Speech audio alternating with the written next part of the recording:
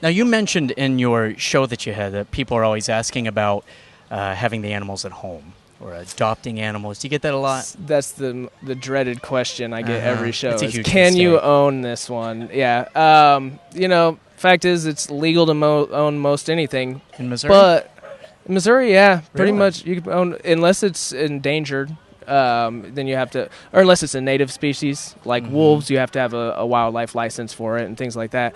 But I don't recommend it at all. I mean, as a professional, I joke around a lot, but when it comes to wildlife, it's serious. You know, they belong in the wild or in the zoo, and the only reason they belong in the zoo is because they're going extinct in the wild. Right. You know, people don't realize the wild really doesn't exist much anymore because of humans. So this is us trying to keep wildlife alive. So Yeah.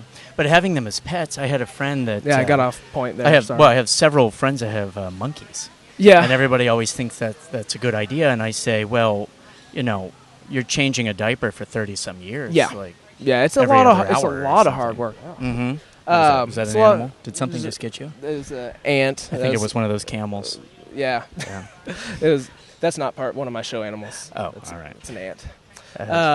Yeah, so having a pet it's like a lot that, of work. it's a lot of work, but it's just not right. I and they don't. That's not where they belong. Especially primates, they're very social animals. You can't. You shouldn't just keep one, and especially in your house. It's just like leaving a dog at home all day. You know, if you work 12 hours a day, you probably shouldn't have many dogs. Yeah, I kind of made that mistake, actually. I was down at the Branson Landing there a few years ago. They used to let people come down and they would sell animals. Did you ever see that? They would. No. Well, let's just say one day I went down to the Mexican place and had a few margaritas and ended up going home with a sugar glider. And that thing was Is that what you meaty. called her? Oh, yeah, right. An actual sugar glider? Yes. Yeah, and I had a giant cage for it. And, you know, it's like $1,000 I put into this They thing. smell. They do, and they want a lot of You attention. put $1,000, 2 margaritas, and you gave up $1,000. Yeah. That's rough. Yeah. I have a picture because I had a little convertible of us taking the cage home in the convertible, holding it up in the air, and sugar glass. But you had to hold these things.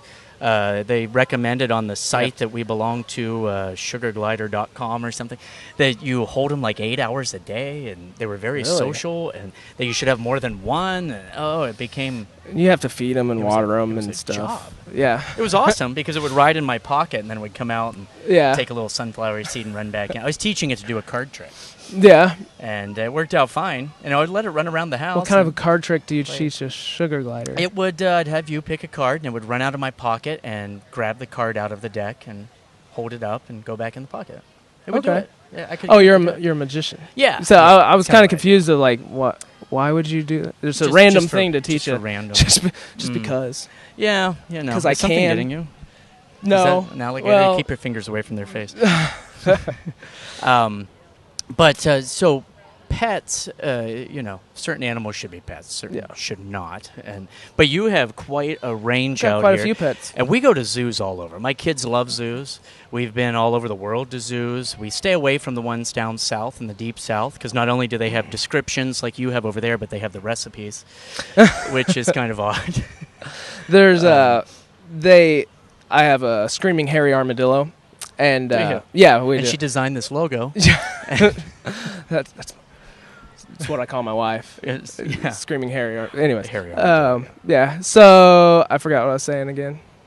Oh, We get sidetracked pretty you easily. that happens on this show. Oh yeah, 9-banded armadillos can get leprosy. So a lot of times when I bring that hairy armadillo out, people are like, I don't want to touch it. They carry leprosy, and so I always have to explain, only 9-banded, which is the ones in North America. So you can get leprosy from an armadillo, but it's very, very rare. Mm-hmm. And you can't get it from petting them. The only way you can get it is by eating the raw meat. Oh. And so, cool fact, the only place it's ever been transferred into humans was in Louisiana. Oh. So the other day, a guy said, yeah, that's Louisiana sushi.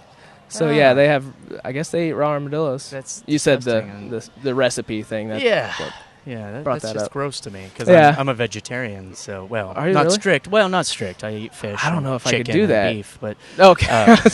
So say, wow, I don't know if we could be friends anymore. yeah, no.